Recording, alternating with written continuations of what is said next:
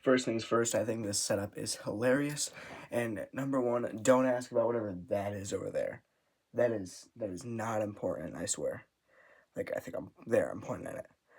Don't ask about that. Anyways, WrestleMania 41 Night 2 predictions. I need to get those out of the way because we still really don't know what's going on. But I think that I have some pretty good predictions. Let's get into it. First match of the night, we're going to see Rhea Ripley defending her Women's World Championship against Io Sky. Now, I know Io Sky did lose on Raw to Liv Morgan for the Elimination Chamber qualifying matchup, but usually they do some sort of loser's bracket, and I don't see anyone besides Io Sky facing Rhea Ripley at Mania, and I'm really scared of Liv facing Rhea and having that match again, and I don't want that to happen. That's like my biggest fear right now, that Liv wins the chamber and faces Rhea at Mania. Like, that's in my nightmares to the deepest core. If we get Rhea versus Io at WrestleMania, I feel like that's really nice. We haven't seen that match before at WrestleMania, let alone maybe at all. Correct me if I'm wrong. I think it'd be perfect. The only other match that I could see happening is Rhea versus Bianca, maybe. But I don't see that happening because either it's going to be Bianca with the tag titles doing a tag match, or it's going to be Bianca and something with Jade Cargill and Naomi. The second match of the night that I have going down is an Intercontinental Championship ladder match. Braun Breaker will go in defending his title against 5 others. My picks for those are Carmelo Hayes, AJ Styles, Sheamus, Ludwig Kaiser, and Jimmy Uso.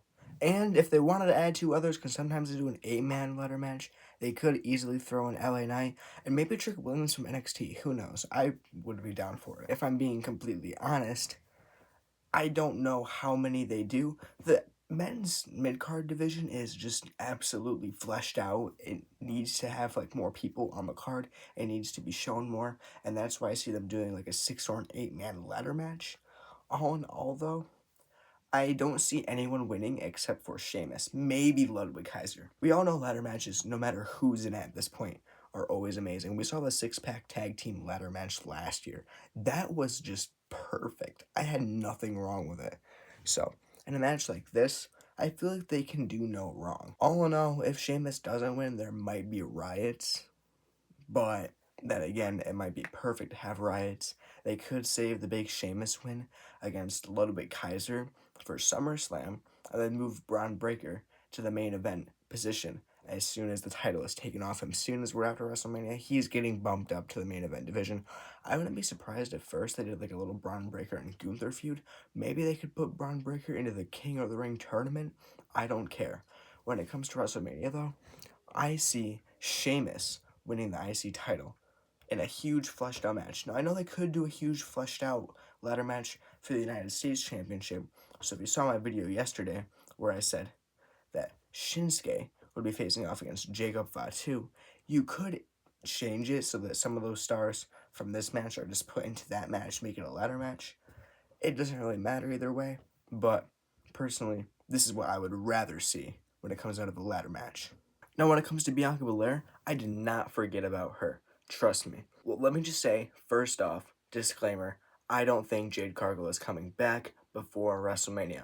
I know there's tons of rumors. She's gonna come back. She's gonna come back at the Chamber. She's gonna come back in a random SmackDown or a Raw. She's gonna come back and they're gonna do the big match. No, they're not. I just don't see it happening. I see that being a huge reveal at WrestleMania. They're gonna do it at SummerSlam, or they'll do a couple matches leading up, and then they'll do the big third match at SummerSlam. But this match is not happening at WrestleMania. It is just not happening. What I see happening is Naomi and Bianca Belair going into WrestleMania as the women's tag team champions. And we need some Judgment Day representation, because I'll tell you what, on my entire match cards for both nights, I don't have Finn Balor on, and I don't have Carlito on. They're facing Liv Morgan and Raquel Rodriguez. And we're going to have Raquel Rodriguez and Liv Morgan become the new women's tag team champions. That's just the way the cookie crumbles. And you know why it's going to happen? Either Jade Cargill is going to cost them, or Jade Cargill's going to come out after the match and just stare down Bianca Belair and Naomi. She'll probably go into the ring and like attack whoever. It'll be the big reveal. Bianca attacked her. Jade attacked her. Something crazy. Something happened. Either way, this is the match that I see us getting. It'll be a perfectly fine match. The next match of the night, the fourth match. Now, this could happen at NXT Stand and Deliver, but I don't see it happening just because of the involvement of Nikki Bella. We're going to get Nikki Bella versus Roxanne Perez versus Bayley. I know. I'm over the top with the triple threats. But did you see what happened after the Royal Rumble where Nikki Bella was shoving Bayley? Then you go onto NXT and you see that there's issues with Bayley and Roxanne Perez. And then Roxanne Perez got to see stuff with Nikki Bella in the ring. There's just so much intertwinement. I see this happening. I see this being a triple threat match that we get. This needs to be done at WrestleMania because of the involvement of Nikki Bella. Otherwise, it could just happen at NXT Stand and Deliver if it was just a one-on-one match between Bayley and Roxanne Perez. But because of the inclusion of Nikki Bella, if this is to happen, plus she needs a match at Mania if she's coming back full-time, let's do this. And it'll shoot Roxanne Perez to superstardom automatically. And of course, the only possible winner for this match has to be Roxanne Perez. If they have Nikki Bella win, we're going to riot. If they have Bayley win, it feels completely useless. If they have Roxanne Perez win, defeating a Hall of Famer and future Hall of Famer, two divas, and then women's champions, it's going to shoot her to superstardom right before her big, actual debut on the main roster. I know this would be main roster, but afterwards, she's probably going to be drafted to Raw or SmackDown for the 2025 WWE Draft. After this, WWE Tag Team Championships. Yes, DIY will still be champions going in to WrestleMania 41. We're going to have a fatal 4-way tag team match. Once again, we just can't get a one-on-one because there's too many stars to let that opportunity actually go through. We cannot miss the opportunity of fatal 4-ways and triple threats. DIY will be defending against Pretty Deadly, the Street Profits, and of course, the Motor City Machine Guns. I think this is going to be perfect. The entrance is going to be kind of like a mini Pretty Deadly musical for Pretty Deadly. DIY will just be DIY. Maybe they can do a little DX impersonation again. The Street Profits will just be perfect. They'll just be the Street Profits. And then when it comes down to the Motor City Machine Guns, I think that they win that night. I think the Motor City Machine Guns actually win. Now, the only other team that I could see winning, that actually any of them could win besides DIY, I don't see DIY retaining whatsoever. But when it comes down to it, I think Motor City Machine Guns have to win this match. The match is going to be perfect no matter what. It's like the showcase matches at WrestleMania 39, but better teams and just better opportunities for just a perfect wrestling. I feel like there's no way that this match could actually turn out bad at all. After this, Women's United States Championship match. That needs to happen, and I think it's going to be Chelsea Green versus Alexa Bliss. Now, I know at the Rumble that they set up a sort of Chelsea Green and Piper Niven feud. However, it's too early to have that happen. I just don't see it happening.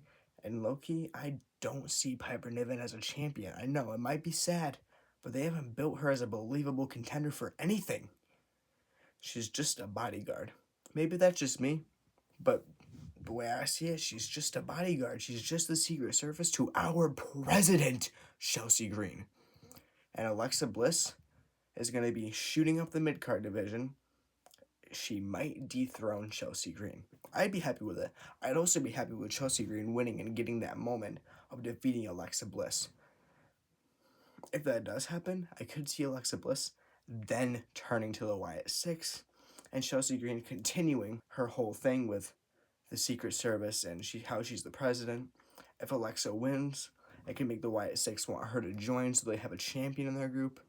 Anything would work to make both of them better, in my opinion, and just completely shoot up the mid-cards division for SmackDown. So, that's what I would pick.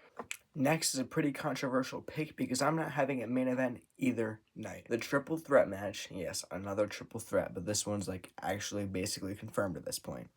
Roman Reigns versus Seth Rollins versus CM Punk. Now I know the big consensus is that the favor from Paul Heyman is going to be that this is going to be the main event for night one, or at this point, it could just be Punk being put into the match. or it could be Punk winning the match. I see Punk winning it either way, but I don't see this main eventing either night. Night 1, I feel like the main event has to be Jey Uso versus Gunther. Then again, I'm scared that it's going to be this. Night 2, it's not going to be anything besides Cody Rhodes. And you already know who he's facing because there's somebody confirmed for WrestleMania that I haven't talked about yet in this video or the last. Nonetheless, this match just feels like absolute cinema. I don't know how you can get a match better than this. Going into Royal Rumble, I thought it was basically confirmed. We were getting Seth Rollins versus CM Punk. Then it's like, oh wait, no, we might get Punk versus Cody, and then we might get Roman versus Cody, and then we might get like Roman Seth. Nope, it's a huge triple threat Roman Seth Punk. I don't think a single person saw this coming before the Rumble happened, and it was made clear upon the whole ambush after they were all eliminated, and that huge just whatever word you would even use to describe that.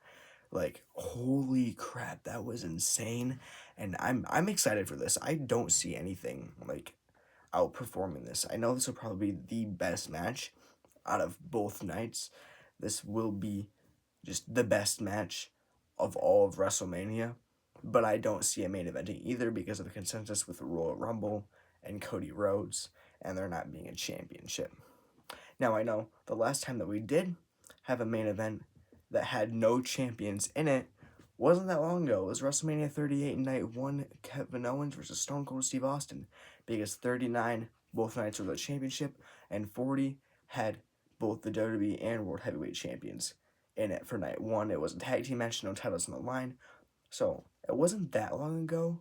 It was 2022, but then again, I don't see them main eventing, unfortunately. And the last match of the night. I mean, some people do say that we'll get Cody versus Punk. I don't see that happening. They're doing the triple threat. I'm calling it right here. If it's anything but that, I will go on stream or on a video and like eat an entire shoe. If that's what you want to see out of me. Or I'll reveal whatever the heck that is back there to you guys and tell the story of that thing. If it's not a triple threat match and we get Cody versus Punk. If Punk wins the Elimination Chamber, that gets revealed what the heck it is.